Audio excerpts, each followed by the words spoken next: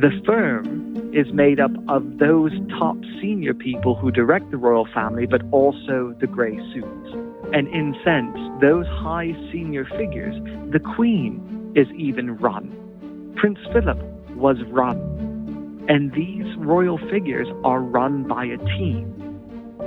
Welcome to episode 10 of The Firm, Blood, Lies and Royal Succession, our investigation into 5 centuries of royal scandals and of those whose job it is to ensure that, whatever the crisis, the royal brand survives.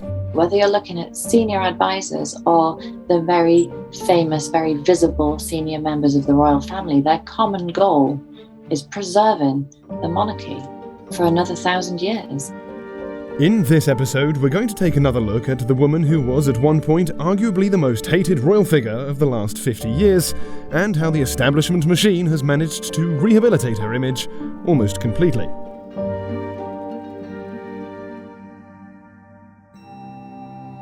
The Duchess of Cornwall is certainly a figure who's been through an incredible public evolution. Potentially she's going to be the queen consort one day. But it's hard to not think of her as a villain, knowing her circumstances. She was the other woman. She was widely ridiculed and reviled by the British public. Well, you always have to have a villain in a fairy tale, right? The extraordinary transformation of Camilla Parker-Bowles, the wicked witch in Princess Diana's royal fairy tale, into Camilla, beloved future queen consort of King Charles III, is not only a story of the British people's willingness to forgive and forget, it's a story of the absolute triumph of the firm. After Diana's tragic death, Charles had to rehabilitate Camilla, who was non-negotiable in his life, and they intended to marry. Now that took years. It was a specific campaign. It was launched by the Prince of Wales. It had to be handled in a way that people would find acceptable bit by bit. This was a concerted, ruthless campaign with a specific purpose. The first time most people heard the name Camilla Parker-Bowles was in 1992, when the news broke of her affair with Prince Charles, at the time still married to Princess Diana. Executive editor of TheRoyalObserver.com, Jacqueline Roth, explains. In 1992, the biographer Andrew Morton published his book, Diana, Her True Story, in which Princess Diana told all about her marriage to Charles. And it was in that book that she revealed that Charles and Camilla had been seeing each other behind her back for pretty much the whole time they were married. It was a sensation. Those revelations were followed by the Camillagate scandal of 1993, when recordings of embarrassingly intimate conversations between Charles and Camilla were leaked to the British press. And finally, perhaps most devastatingly, by Diana's BBC Panorama interview of 1995, in which she coined what has become one of the most quoted phrases in royal modern history. Do you think Mrs. Parker-Bowles was a factor in the breakdown of your marriage? Well, there were 3 of us in this marriage, so it was a bit crowded. Ken Worf was Diana's royal protection officer at this time. He remembers just how profoundly affected the princess was. I have no axe to grind with Camilla. I mean, if the Prince of Wales loved Camilla, which clearly he does, then I'm all for them living a happy life ever after, and I would not wish that to change. But it doesn't stop me thinking, as somebody that had the privilege to work with the woman that he was married to and witnessing on a fairly daily basis this extramarital affair that was all sort of cloak and dagger, and the pain and heartache that it caused Diana, who then had to work and perform as a number one representative of the monarchy, the Queen, at the same time in the back of her mind knowing that her husband was having an affair with another woman and everyone else denying it, and other people within the prince's circle suggesting that Diana was mentally unstable, and even friends of the Queen suggesting that Diana was damaged goods. That's a very difficult thing to live with. Naturally, the public took the side of the people's princess too. When it came to Camilla, it's really hard not to think negatively about her. Royal commentator Kenzie Schofield. She wreaked havoc on so many people's lives, including Princess Diana's. Princess Diana's ultimate objective was to be the queen, to be married to Prince Charles, and to raise two beautiful boys. And that life, that vision, that dream was stolen from her by Camilla and Prince Charles. And I know I'm being dramatic, but they wreaked a lot of havoc on other people's lives, including Prince William and including Prince Harry. I see a lot of trauma in Prince Harry over all of that. And think about the drama that the Queen went through during those years of everything kind of falling to pieces. They made a lot of really selfish decisions and very destructive decisions that hurt a lot of people. The battle lines were drawn. On one hand, Diana, the victim and people's princess, and on the other, Camilla, the cruel mistress, the homewrecker. It's hard to not see her as the villain in this story. People will always remember that the collapse of their marriage and Diana's death was in some way the result of the lack of, or the loss of love or attention from the Prince of Wales, because of his ongoing relationship with Camilla. And Camilla was indeed vilified. I mean, there's one notorious occasion when she got bombarded when she attended a local supermarket outside London, and her detractors bombarded her with bread rolls, which I mean, she obviously didn't expect that. But how fair is this story? Well, like all true stories, things aren't quite as clear-cut as they seem. Charles and Camilla had known each other for a long time before he met Diana. Their history goes back to 1971, when as 23-year-olds they were introduced by mutual friend Lucia Santa Cruz. They hit it off almost immediately, and friendship soon turned to romance. Charles and Camilla were dating in the early 70s, but then in 1973, he took a position in the Royal Navy and was posted overseas, and the whole relationship was supposedly put on hold. And that's when she got engaged to Andrew Parker-Bowles. She rejected Prince Charles and pursued the man that became her husband. Were Charles and Camilla on break in 1973? She obviously thought so, because within months she had not only hooked up with ex-boyfriend Andrew Parker-Bowles, she had actually married him. Here's royal commentator Richard Menards. Her husband, Andrew Parker-Bowles, was in one of the Guards regiments, which was one of some of the grander regiments in England. He also, ironically, used to go out with Princess Anne, who was Prince Charles's sister. Charles was heartbroken. At least he was until 1979, when rumours began to circulate in aristocratic circles that he and Camilla had rekindled their romance. So, according to multiple sources, not only were Charles and Camilla having an affair while she was married to Andrew Parker-Bowles, but Andrew knew all about it and even gave it his blessing, as it gave him license to have his own affairs. There was never any question of Charles and Camilla's relationship going anywhere, however. Even if Camilla were to divorce Andrew Parker-Bowles, she would not be free to marry Charles, as at the time senior members of the royal family were forbidden to wed divorcees. Charles was in a heavy relationship with Camilla. Even her own husband at the time knew that was happening. But in the 70s, Camilla was a married woman, and the suggestion of even a divorced woman at that time marrying the heir to the throne was just not an option. So the relationship was never going to end in marriage. But I don't think either of them wanted their friendship to end. The prince himself said, "I will always be a friend of Camilla, whatever." But there's a difference between having a friend and having a sexual relationship with a friend.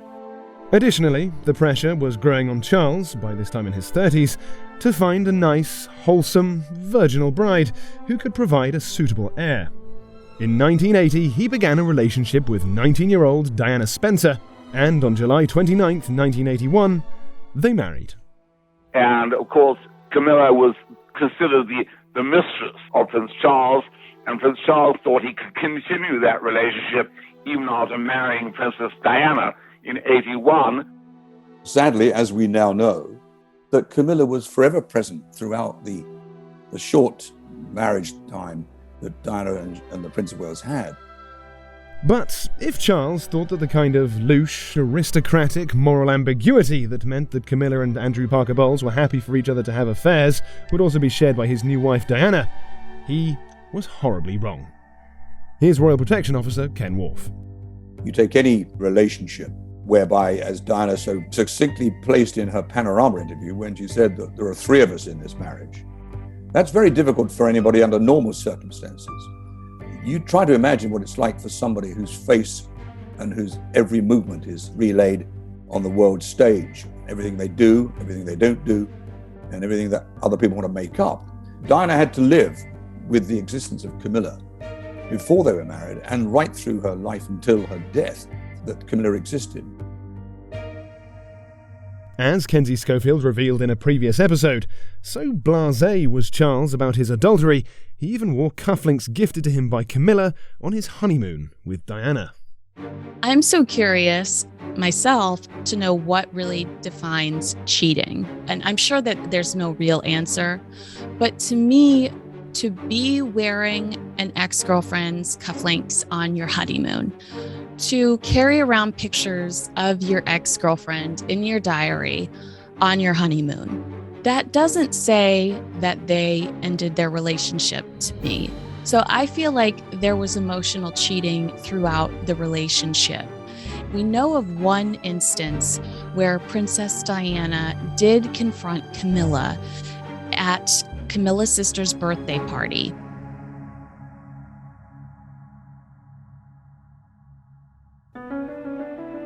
The breaking point for Diana came in 1989 when she finally challenged Camilla face to face.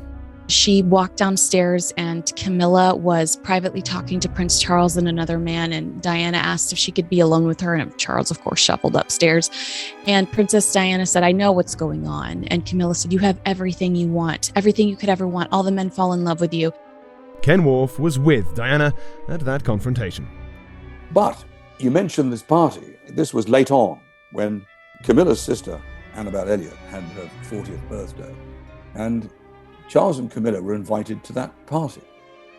Of course, once I understood and realized what it was, I was surprised that Diana would go to such an event, knowing, of course, that Camilla would be there. But nevertheless, she did. And I think this was a surprise to the prince as well. When we arrived at this house, everyone was dressed in their finery. Diana certainly was. And once the door had opened, you could see this gasp of, hey, how? In a sense, really not expecting Diana to be there. And it was like freeze framing a slide of a movie. The party guests were surprised to see Diana, and seeing their surprise only hurt the princess more. Did everyone in high society know of her husband's adultery? And then about an hour later, I heard my name being called from outside. And it was Diana's voice. And I said, "What's up?" And she said, I can't find the prince, and I can't see Camilla either. I want to go and find them. And my answer was, "Do you think this is a good idea?" And she said, "Well, maybe it is, maybe it isn't, but I still want to see where they are. And I want you to come with me." So we did, and literally within a couple of minutes, she confronted Charles and Diana in a basement area of this house, and they were sat on a small sofa talking. And I thought, well, what are you going to do now? Diana later described the confrontation as, and I quote, "one of the bravest moments of her life." Diana, very confidently went across, and without any anger, he was very polite. She said, "Look, please don't treat me like an idiot. I know what exactly is going on."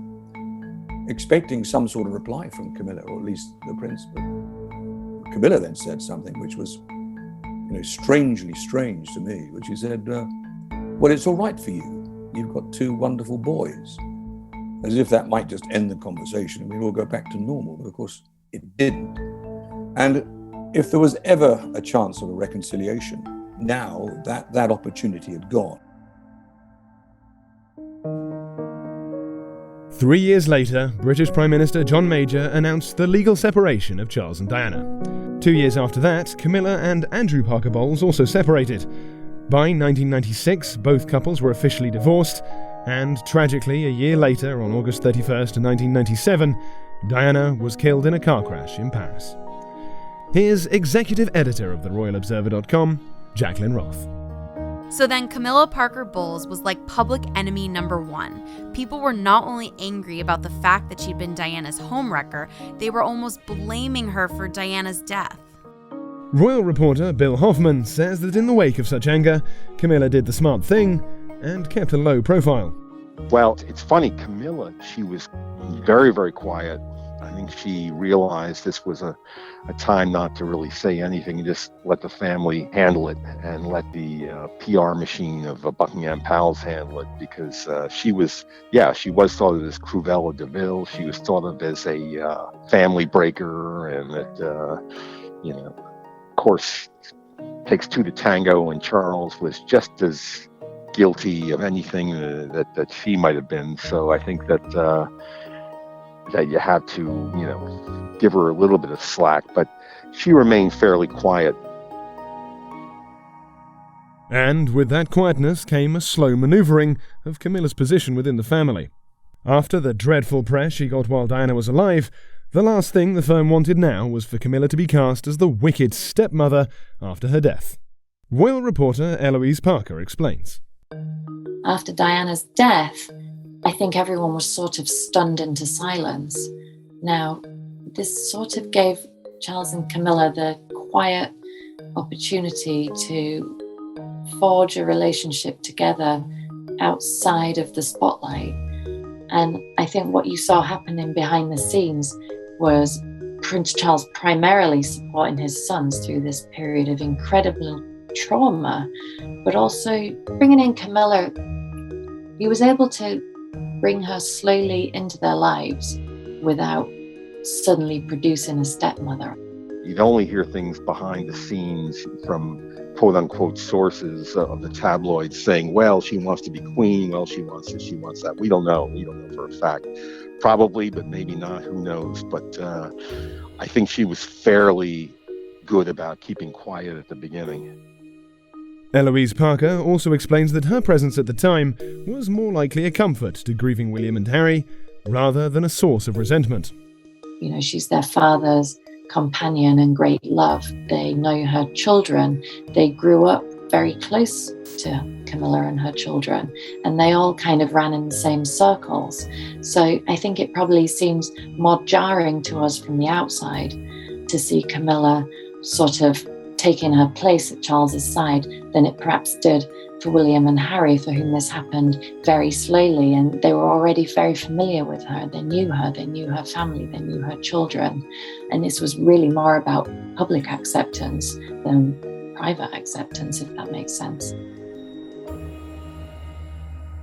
Nevertheless, that public acceptance was not going to be so easy to achieve, and so began a deliberate and concerted plan to rehabilitate Camilla's image to the point where the people could accept her as Charles's partner rather than the villain of Princess Diana's story. Sally Otness, author of Royal Fever, The British Monarchy and Consumer Culture, explains. So before Diana was killed, when she and Charles were still married, there were these interviews about, there were three in this marriage, and, the affairs of both of them came out. And Diana was much more savvy about controlling her brand and her image and working the media than the British royal family was. They just kind of didn't even think they needed to do this, because after all, they're the monarchy and everybody should just believe what they say and love them. In the wake of Diana's death, the firm learned from her example. Royal commentator and public relations expert Richard Fitzwilliams details just how they did it.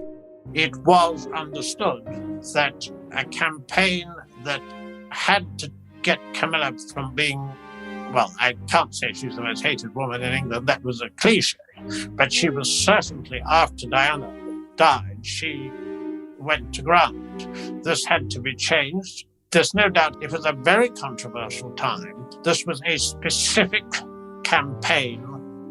It worked. So now there's a huge staff. They call it St. James's Palace. That's what they call it.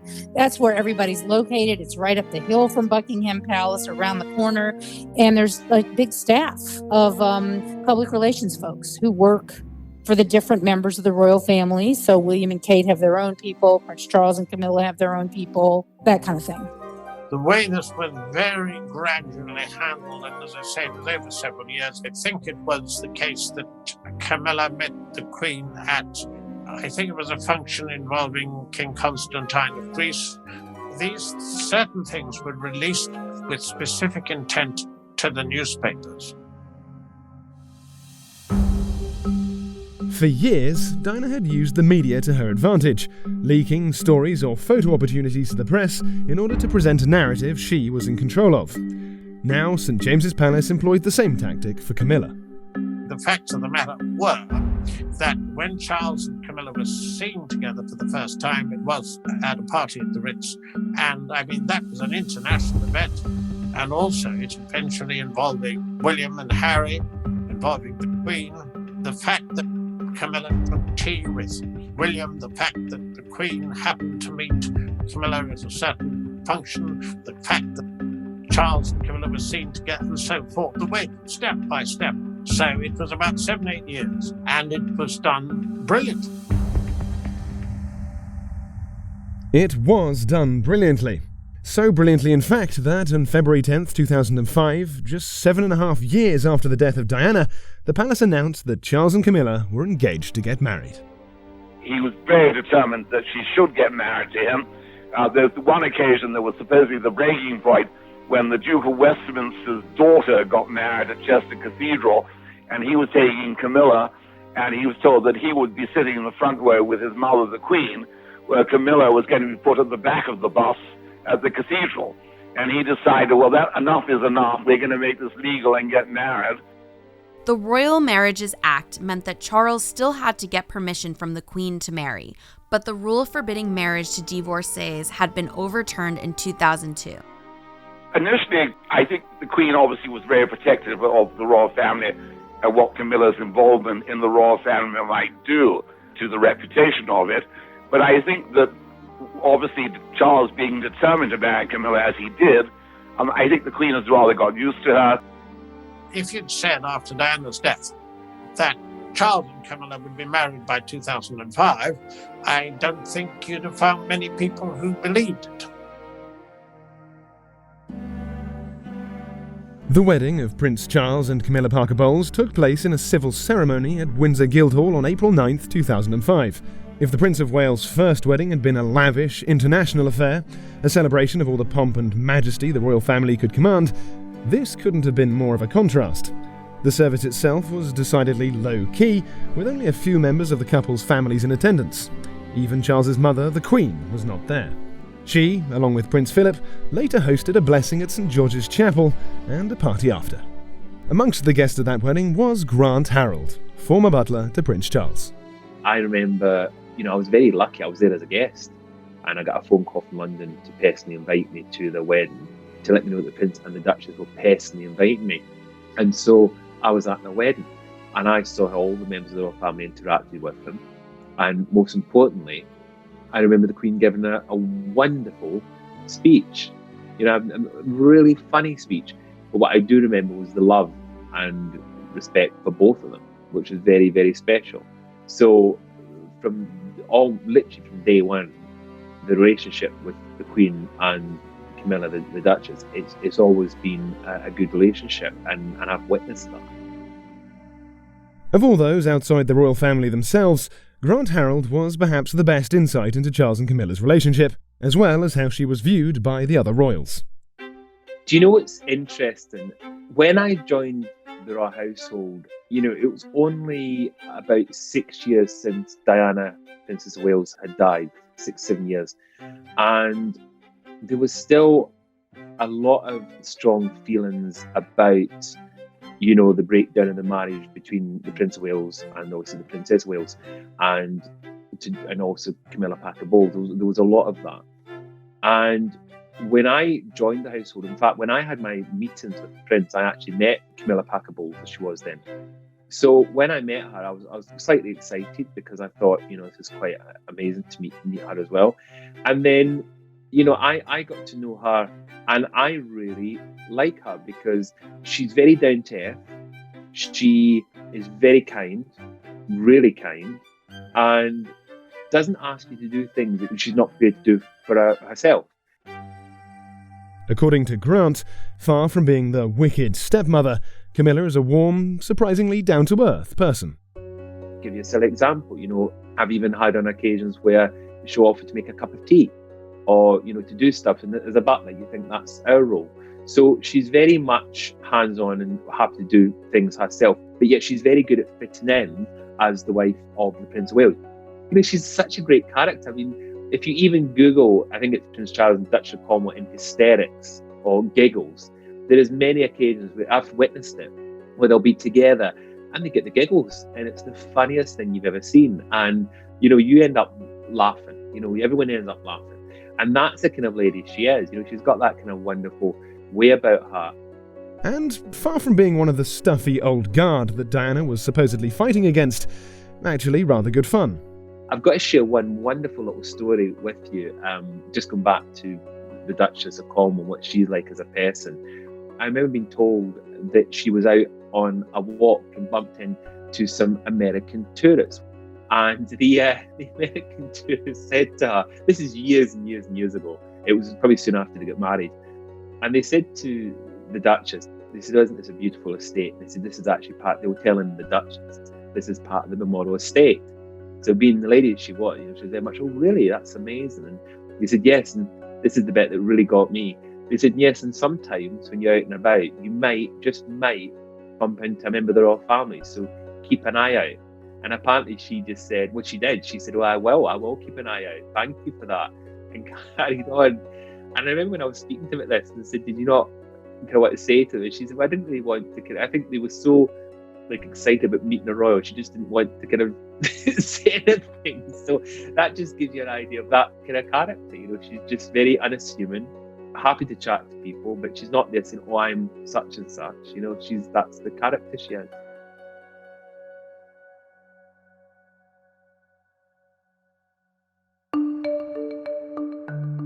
The firm may have successfully rehabilitated Camilla's public image to the point where the British public were happy to accept her marriage to Prince Charles, but there nevertheless remained one pretty sizable elephant in the room. Charles will be king one day, and just how happy will the people be to see a Queen Camilla?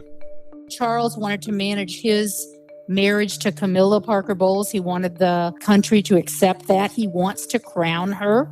The word on the street is that when he married her, he underplayed the fact that he wants her to be queen and crowned with him. He just wanted to get married, to be able to marry her. And he said, we won't talk about that. But now the rumblings are that he is insisting that she be crowned. Charles has that personal decision when he ascends the throne within a day. That would be controversial, but I think, although not popular, every king has had a queen, and that's what he'll probably do. At the time of their wedding, Camilla was given the title Duchess of Cornwall, and the official line was that when Charles became king, she would be known as Princess Consort. By 2018, however, that statement was quietly removed from the palace's official website. And then, on February 6th of this year, the BBC led the news bulletins with this. Queen Elizabeth says she wants Camilla, the Duchess of Cornwall, to be known as Queen Consort when Prince Charles becomes king. She made the announcement in a message marking the 70th anniversary of her reign, a milestone no British monarch has ever reached before. Our royal correspondent Nicholas Witchell reports now from Sandringham. In a statement issued last night, the Queen recalled that she had been blessed to have as her partner Prince Philip, who she said had unselfishly taken on the role of consort. And so, she concluded, when in the fullness of time my son Charles becomes king, I know you will give him and his wife Camilla the same support that you have given me. And it is my sincere wish that, when the time comes, Camilla will be known as Queen Consort, as she continues her own loyal service. Queen Camilla remains a controversial idea for some, however. I don't think I'd be comfortable with that. Should Prince Charles and Camilla have been married in the first place? Absolutely. But according to the palace, Camilla's record was not clean. She'd had several boyfriends, several relationships. And it was important to the palace that Prince Charles have a virgin, have somebody, upper class, sophisticated, that the public would love. They said that Camilla wasn't attractive enough to be Prince Charles's bride. I mean, there were a lot of ticks against Camilla to be the future queen. Ironically, here we are. For Grant Harold and Richard Menards, the bottom line is that no matter what official title you may or may not give her, Camilla will be the wife of the king. Traditionally, historically, it's always, if you're married to the king, you're automatically the queen. Obviously, if you're female, you automatically become the queen consort. So I think it would be weird if it didn't, but it's that thing of, then it comes back down to the duty and the brand or sticking up for your family. I think you're always going to have people complaining. People are saying, well, what's going to happen and what's Camilla going to do? And I say, well, she'll become queen because she's the wife of the king. I think near the occasion that will come up again. But as I say, he's going to be king. And obviously as the wife of the king, she'll be queen. That's a matter of fact. So I think people are going to basically have to get used to it. And as the years evolve, I think people will get used to it. And if he wants to stick up for her and say, no, she's my wife, she's my queen, that's how it is, then good on him. If he wants to do that, then go for it. Why not? Irrelevant what anyone else says, even the firm, if they disagree, at the end of the day, if he's the king and that's what he wants, then what the king says is what the king should get, I think. They also believe that, in the main, most people have moved on from the old Camilla versus Diana comparisons. We'll never forget Diana, an extraordinary young lady. But, time moves on. This will be some years hence. And I think people will be more accepting of Camilla, certainly of Prince Charles. It will be a very sad occasion when Queen Elizabeth dies. But I think that Charles will be a good king. He'll probably be as eccentric as he ever was. And I think Camilla will be a good queen. So hopefully that bodes well for the royal family for the future. In the 1990s, it was not an exaggeration to say that, for anyone interested in the royal family at least, Camilla Parker-Bowles was the most hated woman in Britain, a hatred that reached its peak after the death of Diana, Princess of Wales, in 1997. 25 years after that tragedy, Camilla is something else altogether. Here's royal reporter Eloise Parker and royal biographer Jane Dismore. It is truly extraordinary when you look at the magnitude of the scandal when Prince Charles was revealed to have had this other woman going on for so long, and everybody was so in love with Diana, and it was awful. I think public opinion has shifted more towards her. She's doing a lot. She's more and more in the public eye. And what's happened is happened. Whatever happens now, it's not going to bring Diana back. It's not going to mend bridges as such. But I think people have realised that time's moved on, and she's still there, and she's being a good stalwart. For Camilla's reputation to have evolved as much as it has, it's almost a full 180-degree shift. It's an incredible story that's played out in part thanks to other scandals that have eclipsed. It's like Camilla is no longer, she seems a bit boring by comparison, I suppose. Camilla has not set a foot wrong since becoming Duchess of Cornwall. She's very much liked. I've never met her, but I know that many people have, saying she's very self-deprecating, very kind, very understanding, and she supports Prince Charles, which he did not get from Princess Diana, rather sadly. The almost daily circus of drama and headlines that defined the Diana, Charles, Camilla love triangle has been replaced by something altogether more British. Calmness, understatement, even, dare I say it, a little bit of dullness. Those are certainly qualities that go down well with the senior royals. She's been very careful and very cautious with how she presents herself, both public and personally. But she's generally a very well-liked and well-regarded member of the family. And as I say, I think they're an extraordinarily happy couple, enjoying their lives and just doing the kinds of things that royal couples do, be it at their London home, Clarence House, or at Royal Burke Hall, his house at Balmoral, or going down to Windsor every weekend, much like his mother, the Queen, does, and carrying out royal duties. And she works very hard for the royal family on a public level. And I think, the British public have even grown to accept Camilla as sort of part of the furniture at this point. The public's now been able to see her out and about and see how nice she really is and how very self-deprecating she is. And I think that they really, truly have a very, very happy marriage. I remember saying to Barbara Walters on The View one time, I said, even errant Princes of Wales deserve a second chance. And Charles has a second chance, and I think he's handled it very, very well. And I think that will continue once he ascends the throne until the end of his life. And for Sally Otness, right now especially, Charles and Camilla's very dullness is actually the thing that is contributing most to her popularity. Here's how I would say it cynically. Camilla is the least of their worries. We got Harry and Meghan. We got Andrew. Camilla's way down on the list of she's not a problem anymore. Time heals all wounds and all that stuff. They've been married since 2005, I believe it is. She's just been a married woman in her 70s who has supported her husband at ambassadorial events and done her charity things on her own. So she knows her role. Have you heard a scandalous thing about her? No.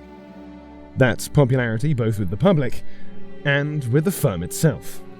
So she knows her role. And what's fascinating about that is both Kate and Camilla are commoners, but they're commoners who grew up in Britain.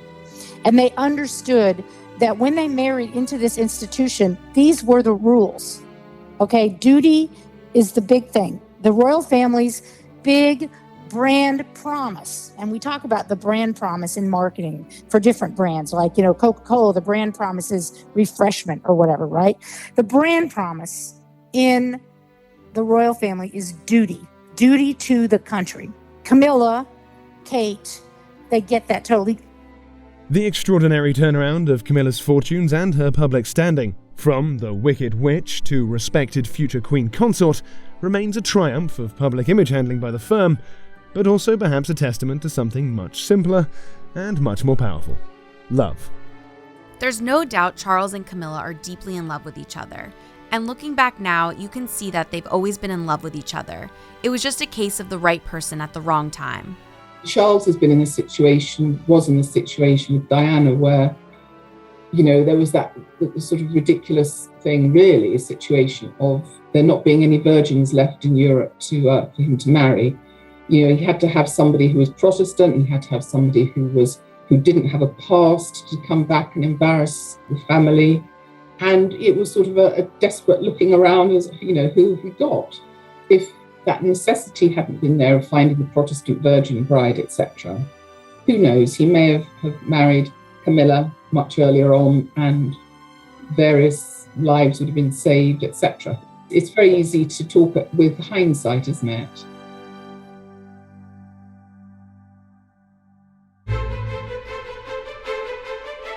Next time on The Firm, Blood Lies and Royal Succession, racism. A royal reporter yelled at Prince William as he was walking past him after a happy, uplifting royal engagement. Somebody yells, "Is your family racist?" Bullying.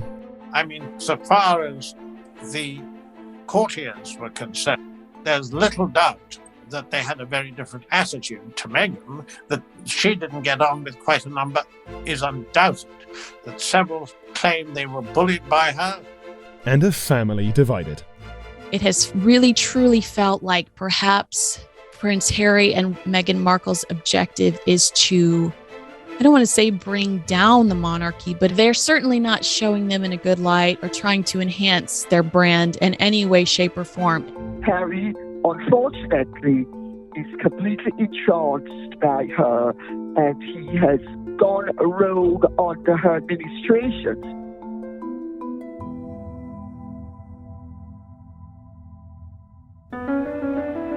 The Firm, Blood Lies and Royal Succession is a production of Audiology, a division of Empire Media Group. The series is hosted by me, Jonathan Locke. Executive producers are Dylan Howard and Melissa Cronin. The series is written by Dominic Utton, reporting by Douglas Montero, mixing and sound design by Sean Kravitz. Please subscribe to The Firm wherever you get your podcasts, and if you like what you hear, leave us a rating, review, and tell your friends.